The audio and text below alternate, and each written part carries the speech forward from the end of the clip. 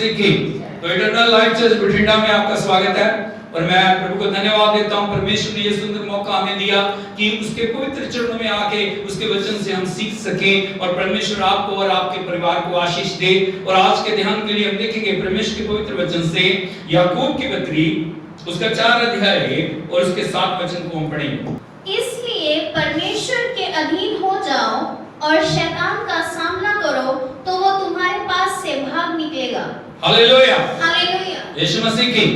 तो ये भाइयों बहनों, आज का जो वचन है परमेश्वर के सिंहासन से आपकी आशीष के लिए परमेश्वर ने इस वचन को भेजा है। यदि आप जीवन में संघर्ष कर रहे हैं, ये वचन आपके लिए है। यदि आप बंधनों में पड़े हुए हैं, ये वचन आपके लिए है। यदि आप छुटकारा पाना चाह रहे हैं, ये वचन आपके लिए है। यदि आप जीवन में चमत्कार पाना चाह रहे हैं, ये वचन आपके लिए है। और परमेश्वर का वचन बड़े गहरे भेद इस वाणी के अंदर, अपनी जो वचन के अंदर परमेश्वर दे रहा है। और 3 महत्वपूर्ण बातें इस वचन के अंदर लिखी हुई हैं। यदि हम ध्यान से इस वचन को पढ़ें, परमेश्वर की वाणी सबसे पहले क्या बोल रही है? इसलिए परमेश्वर के अधीन हो जाओ। बोलिए, इसलिए परमेश्वर के अधीन हो जाओ और शैतान का सामना करो।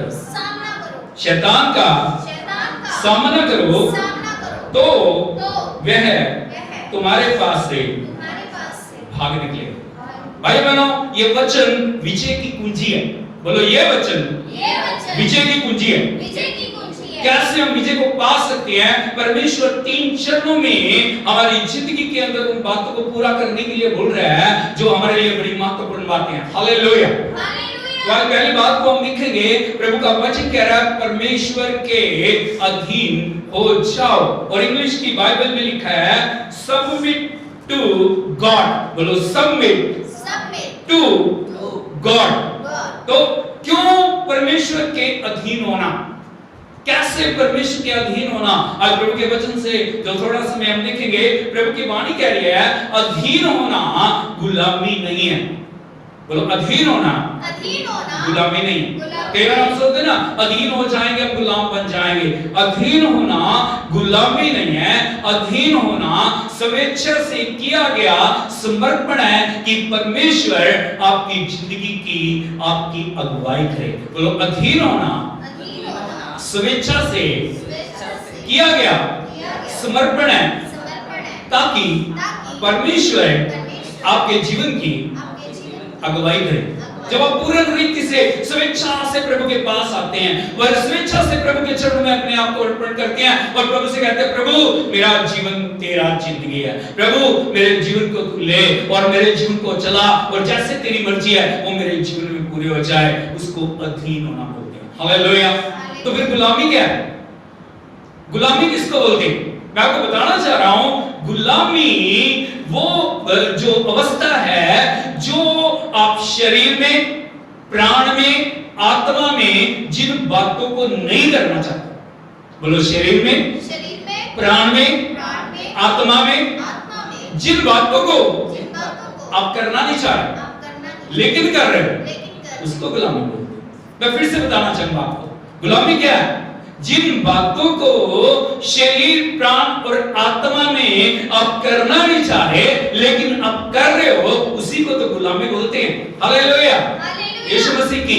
इसलिए मैं आपको बताना चाह रहा हूं कि परमेश्वर ने मनुष्य को एक मशीन नहीं बनाया, एक रोबोट नहीं बनाया कि वो एक जो उसके इशारे के ऊपर चले या जैसे परमेश्वर बटन दबाए उसी तरह जो इंसान कार्य करे। परमेश्वर ने मनुष्य को स्वतंत्र इच्छा दिया, परमेश्वर ने मनुष्य को स्वतंत्र मन दिया, परमेश्वर ने चुनाव करने की, परमेश्वर ने अच्छी रीति से अपने जीवन को चलाने के लिए उसको जो पूरा अधिकार दिया। परमेश्वर ने मनुष्य को गुलाम नहीं बनाया, परमेश्वर ने मनुष्य को एक जो अपने अधीन नहीं किया लेकिन परमेश्वर ने मनुष्य को स्वतंत्र बनाया। बोलो, परमेश्वर ने मनुष्य को स्वतंत्र बनाया।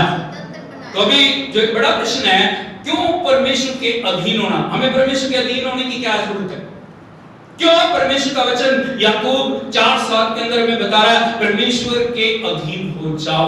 हमें किन बातों में प्रभु के अधीन होना आपको पता होना चाहिए। परमेश्वर जो इस पूरे ब्रह्मांड का परमेश्वर है, जिसने सारे ब्रह्मांड की रचना की, और परमेश्वर ने ब्रह्मांड की रचना करने के बाद, सब कुछ बनाने के बाद परमेश्वर ने मनुष्य को बनाया। बोलो सब कुछ बनाने के बाद परमेश्वर ने मनुष्य को बनाया। और जब मनुष्य को बनाया उसने जो 3 चरणों में उसको बनाया। बोलो जब परमेश्वर ने मनुष्य को बनाया, मनुष्य को 3 चरणों में बनाया। यदि हम देखें प्रभु के पवित्र वचन में उत्पत्ति की किताब उसका 5 अध्याय उसके पहले जो 3 वचनों को हम पढ़ेंगे, यहाँ पे आप मानो कि मनुष्य की सृष्टि के बारे में देख रहे हैं। मनुष्य को कैसे बनाया, मनुष्य को क्यों बनाया, और मनुष्य को किस काम के लिए जो परमेश्वर ने इस पृथ्वी के ऊपर रखा। यदि हम देखें प्रभु के पवित्र वचन से उत्पत्ति की किताब उसका 5 अध्याय उसके पहले 3 वचनों को हम पढ़ेंगे। आदम की वंशावली यह है, जब परमेश्वर ने मनुष्य की सृष्टि की तब अपने ही स्वरूप में उसको बनाया। उसने नर और नारी करके मनुष्यों की सृष्टि की और उन्हें आशीष दी, और उनकी सृष्टि के दिन उनका नाम आदम रखा।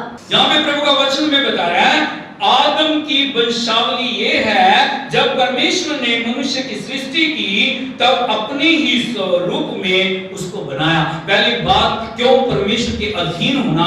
परमेश्वर का वचन क्या कह रहा है, अपने स्वरूप में। बोलो अपने स्वरूप में, अपनी समानता में परमेश्वर ने मनुष्य को बनाया।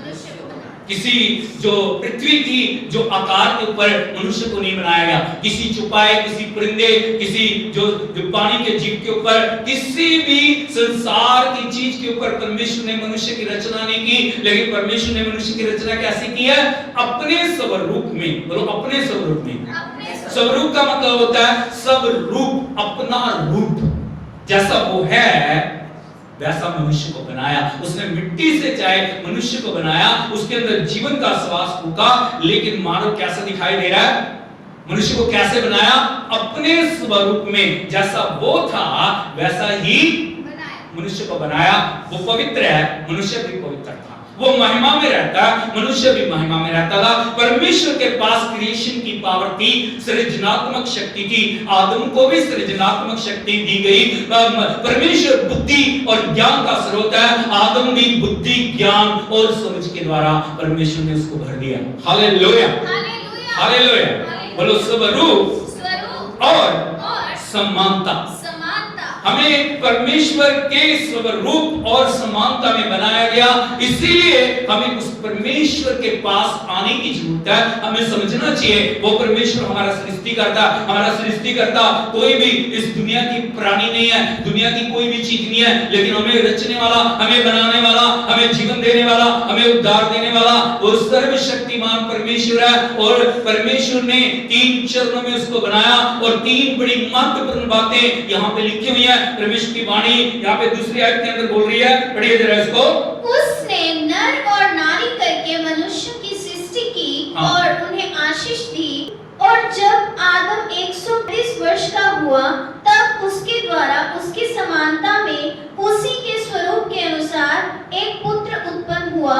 उसने उसका नाम शेत रखा। यहाँ पे प्रभु का वचन दूसरे जो वाणी के अंदर, दूसरे श्लोक के अंदर परमेश्वर की वाणी क्या कह रही है। इंग्लिश की बाइबल में लिखा है, male and female he create them and he bless them and he named them man when they were created. यहाँ पे 3 बड़ी महत्वपूर्ण बातें लिखी हुई हैं। यहाँ पे लिखा है कि परमेश्वर ने उनको बनाया।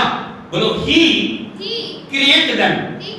यहाँ पे लिखा उसने उनकी रचना की, उनकी सृष्टि की, एंड ही ब्लेस देम। बोलो and he bless them and he named them. क्या क्या 3 बड़ी महत्वपूर्ण बात क्या है, उसने उनकी सृष्टि की, उसने उनको आशीष दी, उसने उनका नाम रखा। ना सिर्फ बनाया, ना सिर्फ आशीष दी, बल्कि उसका नाम भी रखा। और नाम क्या रखा, आदम। आदम, बोलो आदम। क्या नाम रखा, ये नाम किसी मनुष्य ने नहीं दिया, नाम किसने दिया था, परमेश्वर ने दिया। आपको जानने की जरूरत है, आपको समझने की जरूरत है। उसने परमेश्वर ने जो मनुष्य को बनाया, नर और नारी करके बनाया, उनकी सृष्टि की, उनको आशीष दी और उसका नाम रखा। लेकिन यदि आप देखोगे, जब आदम ने परमेश्वर के वचन को छोड़ के, परमेश्वर की समानता को छोड़ के, परमेश्वर की उपस्थिति को छोड़ के जब शैतान के ऊपर ध्यान लगाया, उसके वचन के ऊपर ध्यान लगाया, उसके झूठ के ऊपर ध्यान लगाया, तो आदम परमेश्वर की महिमा से गिर गया। बोलो, आदम परमेश्वर की महिमा से गिर गया। अभी क्या हो गया? जो कुछ परमेश्वर ने उसके अधिकार में दिया था ना, वो अधिकार अब किसके पास आ गया? शैतान के पास आ गया। शैतान के पास कुछ नहीं था, वो गिरा हुआ जो पतित स्वर्गदूत था, जो कुछ आदम का था, किसके अधिकार में आ गया? शैतान के। उसको कुछ भी नहीं मिला, वो गिराया हुआ पतित स्वर्गदूत था। लेकिन जब आदम के ऊपर छल और कपट के द्वारा, आदम के ऊपर झूठ के द्वारा जो अधिकार परमेश्वर ने उसे दिया गया था, जो भी सारी आशीषें उसने दी गई थी, और वो सारी आशीषें शैतान ने अपने अधिकार में ले ली। अभी तीन बातें इंसान के ऊपर आ गई। क्या क्या आ गया? श्राप उसके ऊपर आ गया, मौत उसके ऊपर आ गई, और बंधुआई उसके ऊपर आ गई। बोलो, श्राप उसके ऊपर आ गया, मौत उसके ऊपर आ गई, बंधुआई उसके ऊपर आ गई। और प्रभु का वचन उत्पत्ति 5 की 3 आयत में बता रहा है, जब आदम और हवा के जब संतान हुई और इस मनुष्य इस पृथ्वी के ऊपर बढ़ने लगे, वो किस प्रकार के थे। अभी हम डिफरेंस को हमें समझने की जरूरत है। यदि 3 वचन को पढ़ोगे, 5 अध्याय उसके 3 वचन को पढ़ोगे, यहाँ पे लिखा है, प्रभु के वाणी में पढ़िए। जब आदम 130 वर्ष का हुआ, तब उसके द्वारा उसकी समानता में उसी के स्वरूप के अनुसार एक पुत्र उत्पन्न हुआ। उसने उसका नाम शेत रखा। क्या लिखा है यहाँ पे? यहाँ पे लिखा नहीं, जो शेत था वो परमेश्वर की समानता और स्वरूप में था। लेकिन शेत का जन्म कैसे हुआ? आदम की समानता और स्वरूप। बोलो, शेत आदम की समानता और स्वरूप के ऊपर। Hallelujah, hallelujah. अभी शेत के ऊपर क्या बातें लागू थी? महिमा नहीं थी, सामर्थ्य नहीं थी, सृजनात्मक शक्ति नहीं थी उसके बाद। लेकिन क्या था? जो आदम के ऊपर था वो शेत के अंदर आ गया। आदम के ऊपर जो श्राप आए, मौत आई, बंधुआई आई, और सारी जो पीड़ा उसके ऊपर आ गई, परेशानी उसके ऊपर आ गई, और परमेश्वर के जो सारे जो दंड किया गया उसके ऊपर आ गई, वही बातें शेत के ऊपर आ गई। हालेलुया, यीशु मसीह की। इसे समझने की जरूरत है। जो शेत उत्पन्न हुआ वो परमेश्वर के स्वरूप और समानता में नहीं था, लेकिन शेत जो उत्पन्न हुआ वो आदम के स्वरूप और समानता में उत्पन्न हुआ। और इसी रीति से पृथ्वी के ऊपर मनुष्य बढ़ते चले गए। और आज यदि हम देखें, वही बातें हर एक मनुष्य की जिंदगी के अंदर पाई जा रही है। हालेलुया, हालेलुया, यीशु मसीह की। आज यदि आप देखोगे, इंसान वो बातों को कर रहा है, वो सोचों को सोच रहा है, वो मार्गों पे जा रहा है जिन मार्गों पे वो जाना नहीं चाह रहा। उसको पता है ये बातें गलत है, उसको पता है ये प्रभु की इच्छा के विरोध में है, उसको पता है मुझे नहीं करना चाहिए, लेकिन फिर भी वो कर रहा है। और आज यदि आप मनुष्य की अवस्था को देखोगे, उसके मन में क्या चल रहा है, उसकी सोचों में क्या है, उसके विचारों में क्या है, उसके चलन में क्या है, उसके चरित्र में क्या है, मैं आपको एक जगह दिखाना चाहता हूं। यदि आप देखोगे रोमियो की पत्री उसका 7 अध्याय और उसके 18 और 19 वचन को यदि आप पढ़ोगे, क्योंकि मैं जानता हूँ कि मुझ में अर्थात मेरे शरीर में कोई अच्छी वस्तु वास नहीं करती। इच्छा तो मुझ में है, परंतु भले काम मुझसे बन नहीं पड़ते। यहाँ प्रभु का वचन क्या डिक्लेयर कर रहा है? यहाँ मनुष्य की अवस्था को पवित्र आत्मा डिक्लेयर कर रहा है। और प्रभु की वाणी क्या बोल रही है?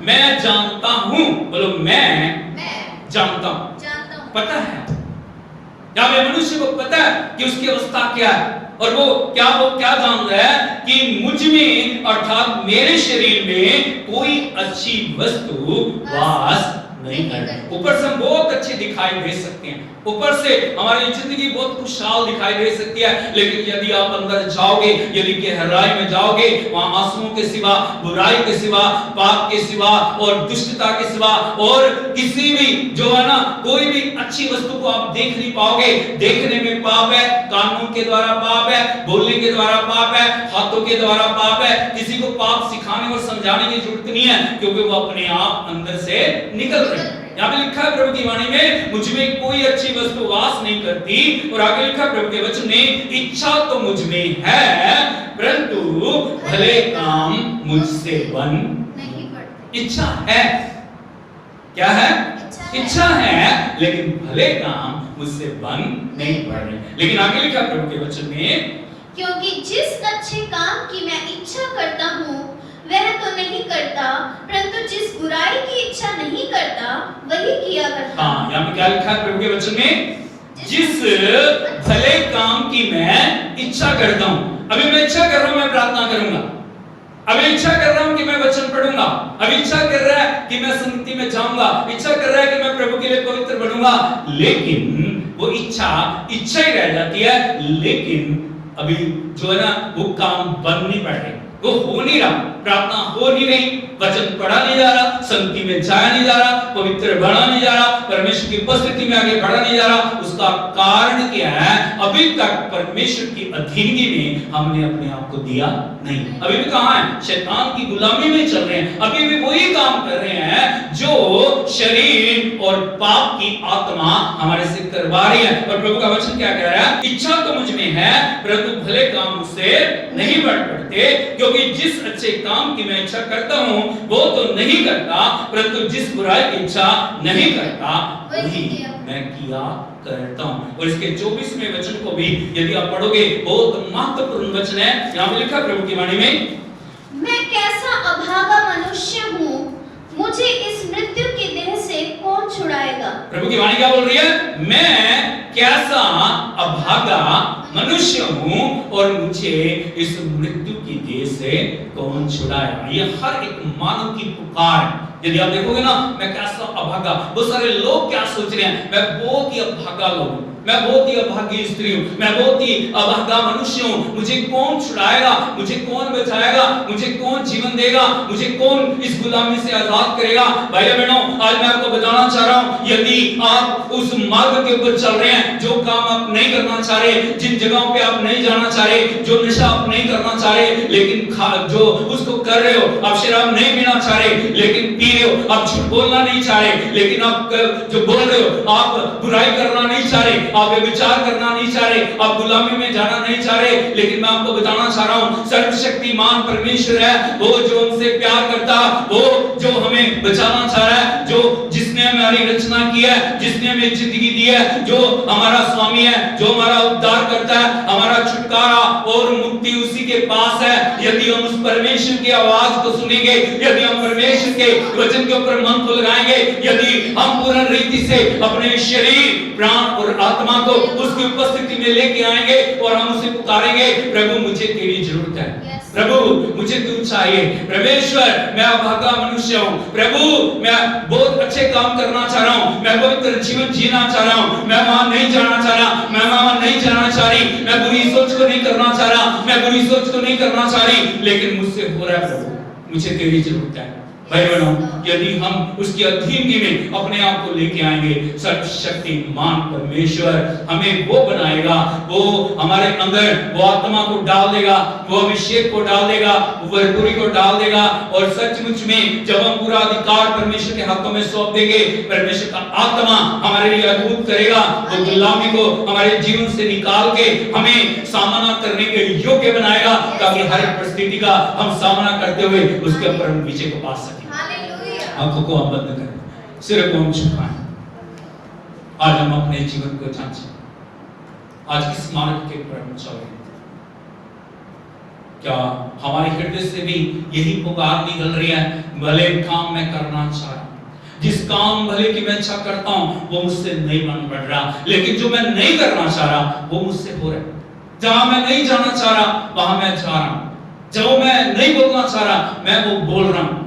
जो मैं नहीं सोचना चाह रहा वो मैं सोच रहा हूं। आज मोबाइल ने मुझे गुलाम बना लिया, पाप ने मुझे गुलाम बना लिया। मैं उन चीजों को नहीं देखना चाह रहा लेकिन मैं देख रहा हूं। मैं उन बातों को नहीं करना चाह रहा लेकिन मैं कर रहा हूं, मैं उनको कर रही हूं। भाई बहनों, आज परमेश्वर के सिंहासन से आपके लिए संदेश है। परमेश्वर चाहता है हम उस सर्वशक्तिमान परमेश्वर की पवित्र क्रूस के नीचे आके अपने आप को उसके अधीनगी में सौंपें। उस लहू को हम अपने जीवन के ऊपर लें, हम उसे पुकारें। प्रभु का वचन कहता है जो कोई प्रभु का नाम लेगा वो बचाया जाएगा। जो कोई प्रभु को पुकारेगा परमेश्वर उसके जीवन के अंदर नया कार्य करेगा। आप पहले जैसे नहीं रहेंगे, उसका लहू आपको धो के पवित्र करेगा। परमेश्वर की आत्मा आपकी जिंदगी के अंदर एक नए अभिषेक को देगी। परमेश्वर की हजूरी आपके जीवन को नया बनाएगी। परमेश्वर का आत्मा हर एक बंधन को तोड़ देगा। परमेश्वर का आत्मा हर एक श्राप को तोड़ देगा। परमेश्वर का आत्मा हर एक गुलामी की जंजीर को तोड़ देगा। जरूरत सिर्फ इतनी है कि आप परमेश्वर के पास आके पूरा अधिकार उसको दे। उसे कहीं प्रभु मैं पापी हूं, प्रभु मेरे जीवन के अंदर मैं कमजोर, प्रभु मेरे जीवन के अंदर मुझे आप चाहिए, मुझे क्षमा करें। आज तक मैंने अपना जीवन अपने तरीके से जिया। प्रभु आज मैं आपको अपना मुक्तिदाता ग्रहण करता हूं। मुझ पे अधिकार लेता हूं। यीशु का लहू मेरे हर एक पाप को, हर एक बंधन को, हर एक श्राप को तोड़ दे। आज मेरे मस्तिष्क को, मेरी सोचों को, मेरे विचारों को, मेरी आत्मा को, मेरे प्राण को, मेरी देह को मैं आपके चरणों में लेके आता हूं। पैर के अंगूठे से लेके सिर की चोटी तक मुझे पवित्र कर। कोई भी हिस्सा प्रभु जी आपके बिना अधूरा ना रह जाए। पांचों क्षेत्र को आप प्रभु की उपस्थिति में लेके आए।